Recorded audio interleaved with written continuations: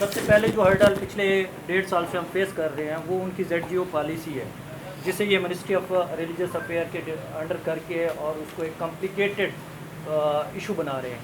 پہلے یہ چل رہا تھا کہ کوئی بھی جو فائنینشلی سپورٹ کر سکتا ہے زائرین کو، ایک گروپ کو آرگنائز کر کے جو ہے وہ زیارات پہ لے جا سکتے تھے۔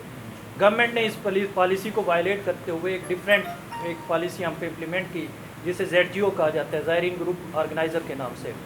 اس پالیسی میں انہوں نے پہلے تو یہ کیا کہ آپ سمپلی جو ہے جا کے منسٹری سے جا کے رجسٹریشن کرائیں اور اس کے بعد لے جائیں، لیکن جب یہ رجسٹریشن کا پروسیس شروع ہوا تو اس میں انہوں نے فردر ہرڈل پیدا کرنے شروع کر دیے۔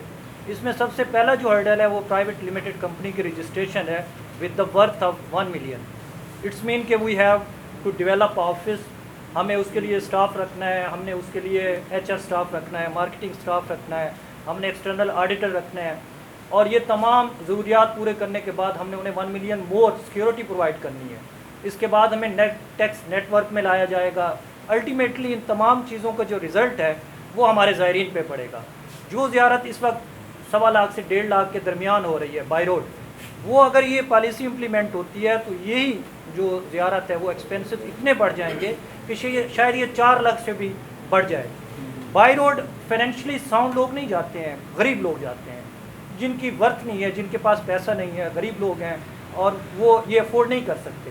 اسی لیے اس پالیسی کو اس طرح ڈائیورٹ کرنا کہ اسے آپ کو ایلیٹ کلاس کے پیکیج کی طرف لے کر جائے، تو یہ الٹیمیٹلی جو ہے ہمارے غریب جو زائرین ہیں ان پہ جو ہے ایک بم کی طرح ہے اور ان پہ شدید نقصان دہ ہے۔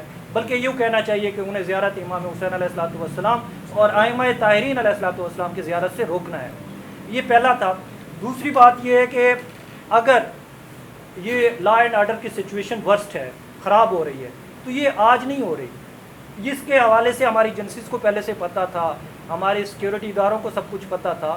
اگر اتنے ورسٹ سچویشن تھی تو 1 مہینہ یا 15 دن پہلے وزیر داخلہ کس بنیاد پہ جو ہے زائرین کی پالیسی جو ہے وہ اناؤنس کرتے ہیں، عراق جا کے، ایران جا کے، ادھر جا کے وہ اناؤنس کرتے ہیں اور پراپر گائیڈ لائن دیتے ہیں، اور اس گائیڈ لائن کی بنیاد پر جب یہ سارا پروسیس کمپلیٹ ہو جاتا ہے وہ سمپل ایک ٹویٹ کر دیتے ہیں کہ جو ہے نا لا اینڈ آرڈر سچویشن ٹھیک نہیں ہے اور اس کی بنیاد پہ جو ہے آپ سفر نہیں کر سکتے ہیں۔ ملینز نہیں بلینز آف جو ہے روپیوں کا جو ہے وہ لاس ہوا ہے۔ وہ کن کا لاس ہوا ہے؟ یہ عام غریب لوگوں کا ہوا ہے، جو بیچارے ایک تنکا کر کے جو ہے جوڑتے ہیں کہ وہ زیارت امام حسین علیہ السلام سے شرفیاب ہوں۔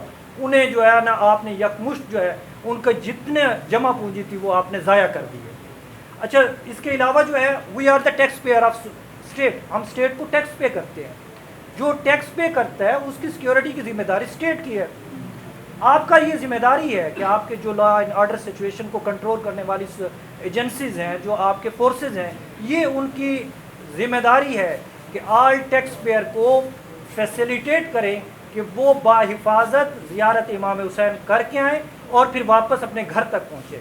اگر یہ آپ نہیں پرووائڈ کر سکتے اور آپ سمپلی یہ کہہ دیں کہ آپ نہ جائیں، تو یہ اس کا مطلب ہے کہ ہم جو ٹیکس پے کر رہے ہیں we are providing the tax, تو اس کی جو امپلیمنٹیشن ہے، ٹیکس کی جو ہماری اماؤنٹ ہے، وہ اس کا سوالیہ نشان بنتا ہے کہ وہ کہاں خرچ ہو رہی ہے۔ ہم تو اسی لیے پے کر رہے ہیں کہ آپ ہمیں سیکیورٹی پرووائڈ کریں، امن پرووائڈ کریں۔ اگر آپ امن پرووائڈ نہیں کر پا رہے تو اٹس مین کہ ہمارا جو ٹیکس اماؤنٹ ہے وہ ضائع ہو رہی ہے۔ اس لیے ہم درخواست کریں گے تمام سیکیورٹی اداروں کو، وزیر اعظم پاکستان کو اور وزیر داخلہ پاکستان کو اس بات کو سیریس لیں اور اس کو ایٹ اینی کاسٹ، چاہے یہ آپ کو بلینز آف ڈالر پہ خرچ پڑتا ہے اور آپ کو یہ سیکیورٹی پرووائڈ کرنا پڑتی ہے، تو اس کو آپ ارینج کریں اور زائرین امام حسین علیہ الصلوۃ والسلام کو ایٹ اینی کاسٹ جو ہے وہ زیارت کے لیے راستے بھی پرووائڈ کریں اور سہولتیں بھی پرووائڈ کریں۔ Thank you very much.